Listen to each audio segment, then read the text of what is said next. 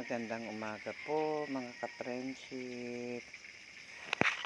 Sumasal na po tayo. Magluto na tayo ng almusal. Ako ito, nagluluto na ng almusal.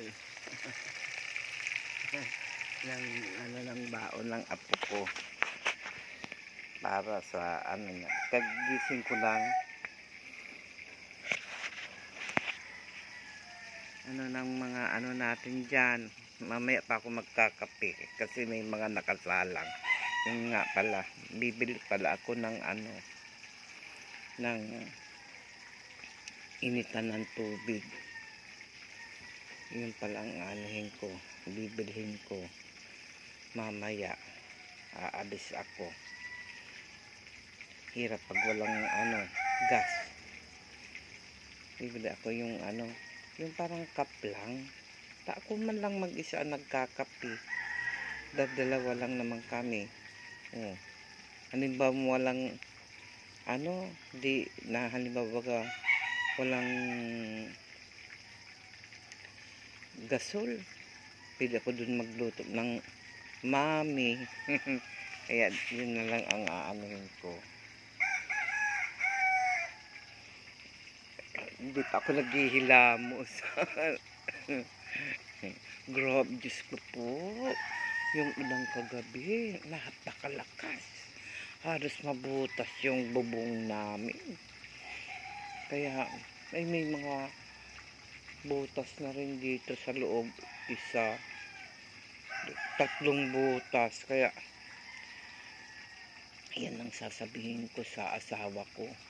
Na matakpan yung mga maglagay ng mga butas sa mga pinakuan para yung masave ba yung mga laging para pag halimbawa malakas ang ulan hindi tumulo. Nakakatakot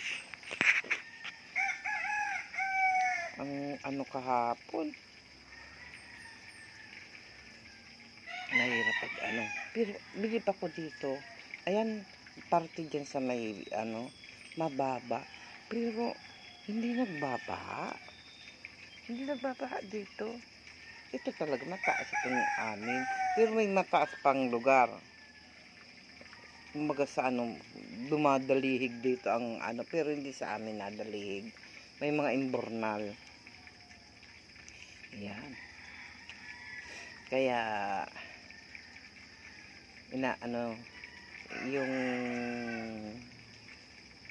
yung mga dumi sa kalsada para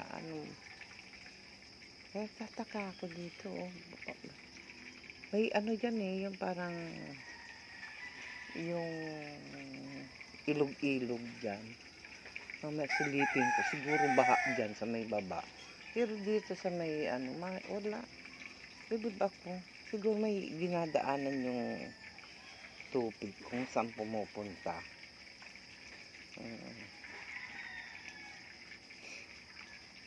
Paano mga ka-friendship? Mga ka-friendship, magkape na tayo. Ako hindi ako makapagkape kasi nga nagluluto pa ako. Kasi sa apo ko. Sige na, bye-bye. God bless us all.